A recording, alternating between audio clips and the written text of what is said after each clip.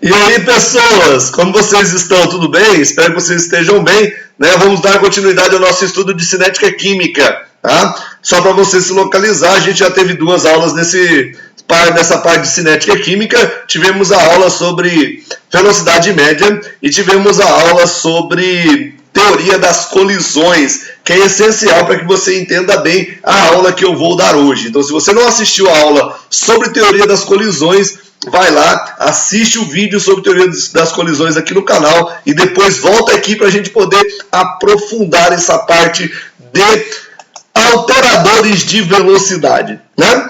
Quando a gente estudou cinética, quando a gente estava estudando teoria das colisões, a gente definiu que toda e qualquer reação ocorre por colisões, por choques, batidas entre as moléculas dos reagentes. E que essas colisões precisavam ser colisões efetivas. E que para a colisão ser efetiva, ela dependeria de algumas características do seu reagente. Primeiro, afinidade entre os reagentes, eles teriam que querer reagir, haveria alguma vantagem no processo reacional para eles chegarem aos produtos. Depois, orientação adequada, né? Tem que estar no mesmo espaço para poder colidir. A colisão tem que ocorrer por uma orientação adequada e com uma velocidade considerável, né? Uma velocidade capaz de promover a quebra das ligações e a formação de novas ligações, o que a gente chama de energia mínima necessária. Ok? Sendo assim, alterar a velocidade de uma reação consiste em alterar um de dois fatores. Ou você altera o número de colisões, né? Você aumenta ou diminui o número de choques, de colisões entre as partículas e agentes, ou você altera a energia com que esse processo ocorre. Uma das duas maneiras altera a velocidade da reação. Então, eu vou trabalhar com alguns fatores importantes para você definir alteradores de velocidade, ok? Primeira coisa que altera a velocidade de uma reação é temperatura. Vamos lembrar que a temperatura é uma medida da energia cinética média das moléculas dentro do meu sistema. Então, quando eu altero a temperatura, eu altero a vibração, eu altero o estado energético do meu sistema. Eu altero a agitação das moléculas do meu sistema, a agitação dos meus reagentes.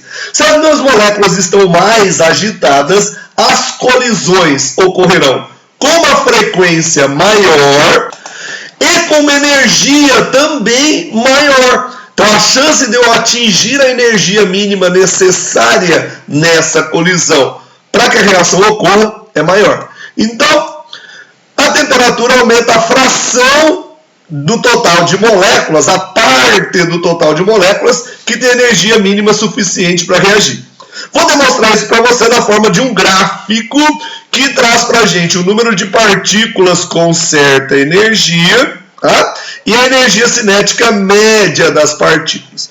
Perceba que, conforme eu vou mudando a temperatura, a característica do meu gráfico vai mudando, né? Então aqui o primeiro eu tenho a maior parte das minhas moléculas com uma energia bem baixa.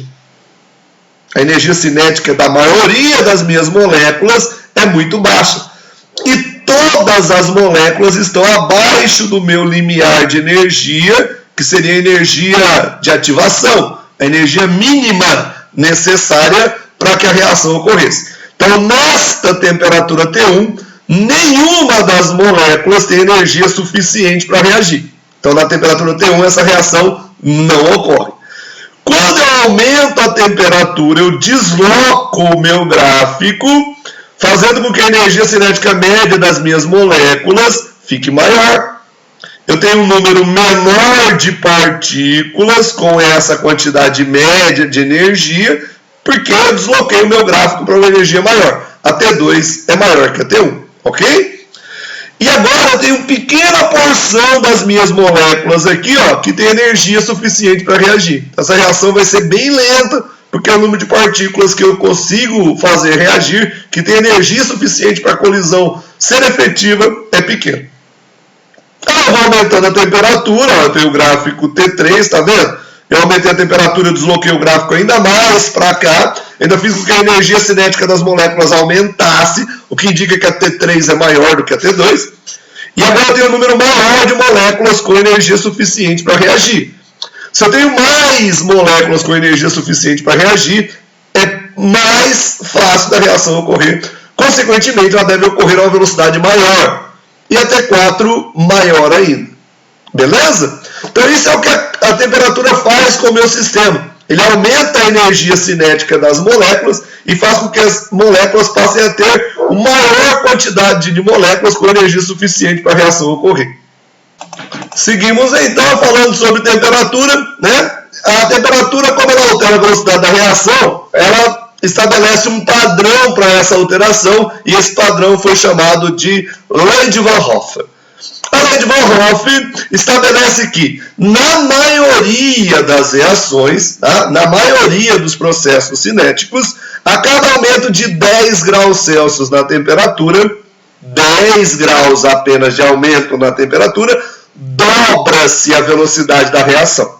Tá? Para você entender melhor, supomos o seguinte. A 25 graus Celsius, temperatura ambiente, eu tenho uma reação que ocorre com velocidade V. Ai, professor, eu não consigo fazer esse negócio com algébrico, esse negócio com letra. Né? Eu sou de exatas, agora é número. Né? Então, vamos supor que V seja 4 mols por litro. Beleza? Se ao invés de fazer a reação a 25 graus Celsius, eu fizesse a 35 graus Celsius, perceba que de 25 para 35 eu aumentei 10 graus Celsius.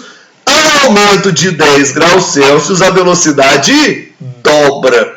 Então era V, passa a ser 2V. Se era 4 mols por litro, passa a ser 8 mols por litro. Tranquilo? Espero que sim. Vamos continuar. Se aumentar mais 10 graus Celsius, eu chegar a 45 graus Celsius. De 35, muita atenção, hein? De 35 para 45 eu aumentei 10 graus Celsius.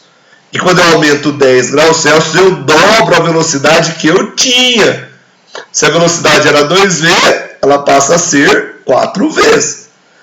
Se ela era de 8 mols por litro, ela passa a ser 16 mols por litro. Ok? Agora que você já entendeu, né? Diga para mim. Se eu aumentar de 45 para 55, para quanto vai a minha velocidade? Muito bem. Se ela era 4 vezes, com um aumento de 10 graus Celsius, ela dobra, ela vai para 8 vezes. Se ela era 16 mols por litro hora, ela passa a ser 32 mols por litro hora. Ok? Com isso, a gente tem um apanhado geral de como a temperatura influencia sobre a velocidade da reação. Segundo item importante para alteradores de velocidade é pressão. Tá? Quando você altera a pressão, você altera a velocidade da reação, caso a minha reação tenha componentes influenciáveis pela pressão. O que são componentes influenciáveis pela pressão? A pressão altera a característica de que tipo de sistema? Muito bem. Sistemas gasosos. Somente gases têm alteração de suas características pela alteração da pressão. Quando você pressiona um gás, você pode, ou você despressuriza um gás, você pode aumentar a pressão, pressionar, você pode diminuir a pressão, despressurizar. Quando você aumenta a pressão ou diminui a pressão, o gás expande, e para expandir, ele tem que roubar calor de algum lugar, ou ele vai contrair, e quando ele contrai pelo aumento da pressão, ele vai chocar-se mais com as partículas do sistema e com as paredes, vai aquecer o sistema, então é uma alteração da temperatura. E a gente já sabe como é que funciona, acabamos de ver que se você muda a temperatura, muda a velocidade da reação. Então a pressão altera a velocidade da reação de forma indireta, porque ou ela altera a temperatura, ou ela altera a distância entre as partículas. Quando você comprime um gás, as moléculas ficam mais próximas. E se elas ficam mais próximas, a chance delas colidirem uma com a outra, passa a ser maior. Ok? Muito bem. Terceiro fator é luz. A luz só altera velocidade de reações que envolvem componentes sensíveis à luz. Por exemplo, alguns medicamentos são sensíveis à luz. Por isso, quando você vai estar lá gripado, constipado, né, cheio de... todo congestionado, tossindo, você vai ao médico, o médico indica que você tome um antitussígeno. Ó, nome bonito, né? Para xarope. Receita lá um xarope para você. Aí você vai na farmácia, compra o xarope. Vai ver aquela caixinha, né, aquele paralelepípedo, aquele prisma retangular assim. Aí você abre a caixinha, a hora que você tira o frasco de dentro da caixinha, é um vidro de cor marrom. Né? Aí você fala assim, nossa senhora, por que um vidro tão feio assim, nessa cor horrorosa, né? Cor de fezes. Aí você fala, nossa, podia ter uma cor mais bonita, um rosa choque, um azul calcinha, né? Não, não pode. Por que não? A função do vidro daquela cor é exatamente evitar a entrada da radiação de maior energia que causaria a quebra da estrutura das moléculas que compõem o seu medicamento. Quando você quebra as ligações que compõem o seu medicamento, você gera novas substâncias. E essas novas substâncias podem ser inativas para a sua doença, e aí você não vai se curar, ou tóxicas para o seu organismo, e aí além de você não se curar de uma doença, você adquire outra. Por isso, algumas estruturas são armazenadas em recipientes opacos à luz para evitar esse contato com a luz. Então, ou de plástico branco fosco, né, aquele plástico branco que impede a entrada de luz, ou garrafas de vidro de cor marrom, né, para cerveja, para refrigerante. Você tem muito contato com isso para medicamentos. Tá? Então, todas essas embalagens, ela tem como função evitar o contato da luz, porque a luz aceleraria o processo de decomposição desses materiais. Beleza? Seguimos então, superfície de contato. Esta aqui é a que mais frequentemente aparece e que é mais importante para você aí se concentrar para definir que quanto maior a superfície em contato, quanto maior o contato, lembra? Quanto mais contato, mais colisões. Quanto mais colisões, maior a velocidade da reação. Para a superfície de contato, a gente poderia pensar na seguinte hipótese, né? Você tem um fio de arame, um arame de ferro, aço.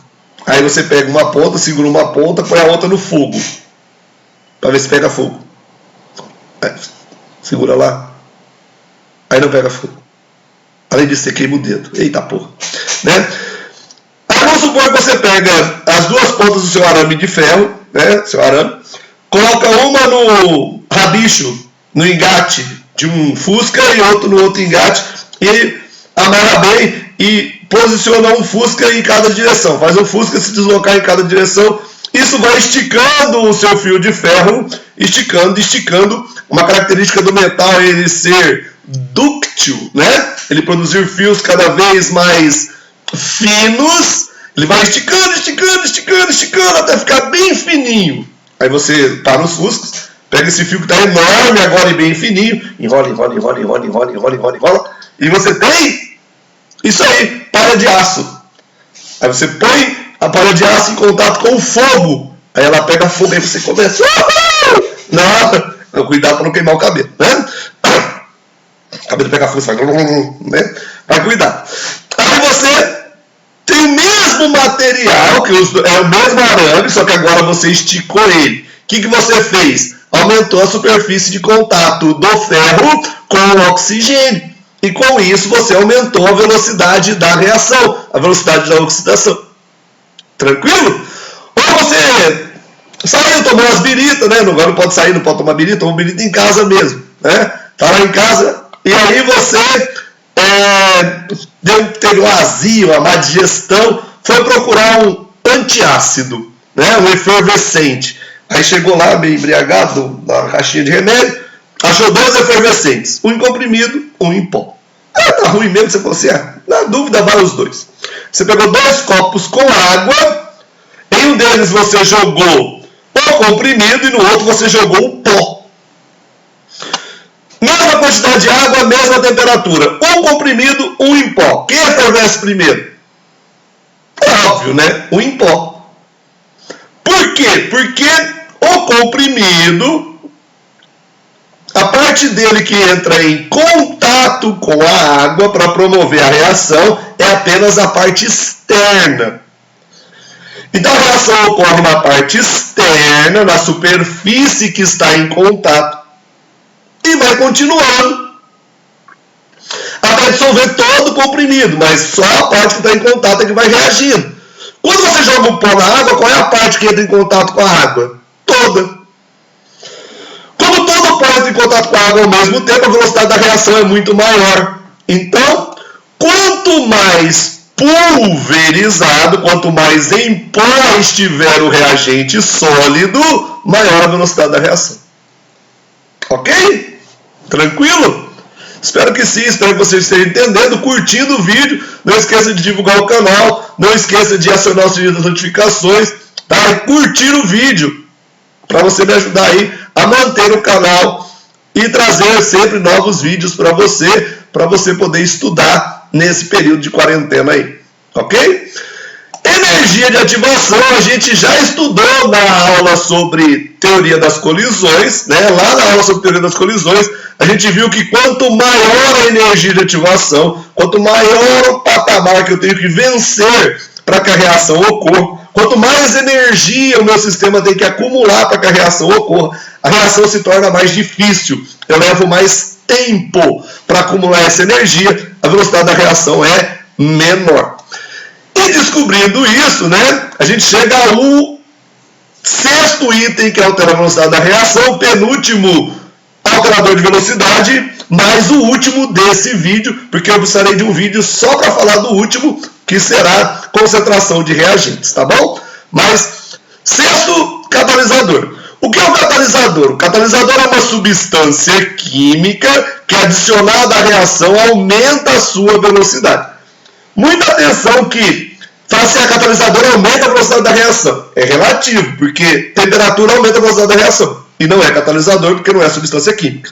Luz altera a velocidade da reação. Acelera a reação, mas não é substância química. Então não é catalisador. Ok? Catalisador tem que ser uma substância química que, adicionada à reação, aumente a sua velocidade e não seja consumida durante o processo. Então você coloca o catalisador, ele entra como reagente na primeira etapa e ele sai como produto na última etapa. Ele não é alterado no processo. Então no final você vai poder cortar o reagente da primeira etapa e o produto da última etapa. Esse é o catalisador. Indica que ele não foi consumido. Estabelece um mecanismo alternativo, uma nova forma para a reação ocorrer, com menor energia de ativação. Então, só para lembrar o processo de energia de ativação, né? Vamos lembrar aí do gráfico de energia nas reações. O gráfico tem energia no eixo das ordenadas e sentido da reação nos eixos das abscissas. A reação começa aqui e progride para cá. Aí eu tenho no início da minha reação, ó, começo da reação, os reagentes. Isso aqui é os reagentes, esse patamar de energia corresponde à energia dos reagentes, ou a entalpia dos reagentes, que é a mesma coisa, a energia do reagente, a entalpia do reagente está na mesma. A reação se processa e eu chego ao final do processo, que são os produtos. Isso aqui é o produto, aqui é a energia do produto. Ok? Eu tenho reagente, eu tenho produto, eu tenho este ponto aqui, ó, o ponto de maior energia da minha reação, o ponto até o qual a minha reação não é espontânea e a partir do qual ela se tornará espontânea, que é chamado de complexo ativado. Então aqui eu tenho a energia do complexo ativado. Para sair do reagente e chegar no complexo ativado, eu tenho que aumentar a energia do meu sistema. Essa energia que eu coloco na reação para que ela se torne espontânea é chamada de energia de ativação. E pode ser calculada como a variação do complexo ativado até o reagente. Então, a energia de ativação é a energia do complexo ativado final menos a energia do reagente inicial. Lembra que quanto maior essa energia, menor a velocidade da reação. Né? Aqui nós temos a diferença de energia do reagente até o produto, o ΔH. O ΔH me diz se a reação é endo ou exotérmica. Se o ΔH é positivo, ela é endo. Se o ΔH é negativo, ela é exo. A energia de ativação me diz o quão rápida ou quão lenta é a minha reação. Quanto maior a energia de ativação, menor a velocidade da reação. Ok? Então, quando eu coloco um catalisador, o que eu faço? Eu crio um novo trajeto, eu crio um atalho do mesmo reagente para o mesmo produto, passando por um novo complexo ativado. Complexo ativado com catalisador, que terá uma energia de ativação menor. Beleza? Então, a função do catalisador é diminuir a energia de ativação e, com isso, aumentar a velocidade da reação. Ok? Espero que você tenha curtido o vídeo. Qualquer dúvida, entre em contato comigo. Um grande abraço para você. Bons estudos!